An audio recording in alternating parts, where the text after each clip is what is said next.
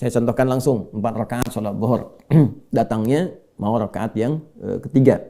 Dia masuk ke situ. Jadi dia kehilangan 2 rakaat, terlambat, bukan kehilangan, terlambat, lalu masuk kemudian dia bertakbir. Pada rakaat yang ketiga apakah langsung kemudian dia baca iftitah lagi atau kemudian bisa langsung ke Al-Fatihah?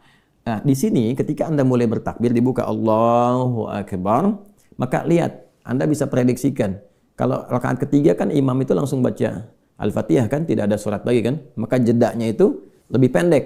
Kalau dia baca dari rakaat pertama, dia ada iftitah, dia ada Fatihah, ada surat, maka jedanya lebih panjang.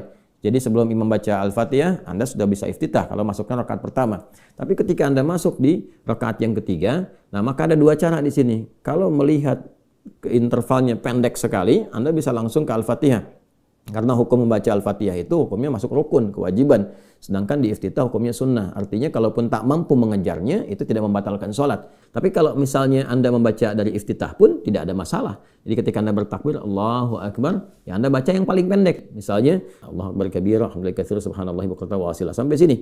Jadi dengan cepat Anda baca iftitah, masuk Al-Fatihah. Nah, Al-Fatihah itu minimalnya 3 ayat. Ya, sampai dengan, dari kalau bacanya Bismillahirrahmanirrahim, Alhamdulillahirrabbilalamin, sampai Ar-Rahmanirrahim. Begitu Ar-Rahmanirrahim, imamnya rukuk, Anda sudah mendapatkan bagian dari Al-Fatihah itu.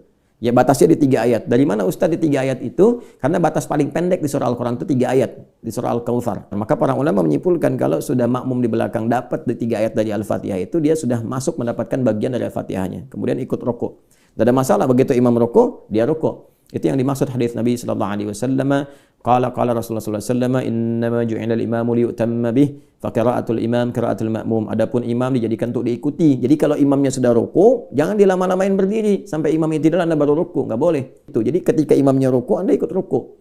Jangan dipaksakan diteruskan. Nah, gimana kalau misalnya enggak dapat sama sekali di bacaan? Jadi begitu Anda masuk takbir Allahu Akbar, imam sudah mau rukuk. Allahu Akbar, langsung takbir, langsung ruku. Maka berlaku hukum di situ bacaannya imam mewakili bacaan makmum. Jadi kalau Anda sudah mendapatkan imam takbir, kemudian imamnya ruku, langsung ruku dan sudah mendapatkan 1 rakaat. Ya, sudah mendapat apa? 1 rakaat. Karena ruku itu disebut ruku batas rakaat. Jadi begitu Anda ruku, salah satu maknanya ya, seakar dengan rakaat. Ini sepakat imam fikih, nggak ada perbedaan di sini. Ingat, nggak ada perbedaan. Anda ngaji di kitab apapun sama semua. Jadi begitu mendapatkan ruku, imamnya ruku, itu batas rakaat. Anda takbir, langsung ruku, dapat 1 rakaat. Ya, tapi nggak boleh menyengaja nunggu imam ruku. Minum dulu dengan ruku belum. Ini udah mau habis nih. Ya, Allahu samad lam yalid walam yulad, baru Allahu akbar cuma ngejar ruku. Nah, itu dosa. Ya, dan bisa membatalkan salat kalau disengaja, bisa membatalkan salat ya.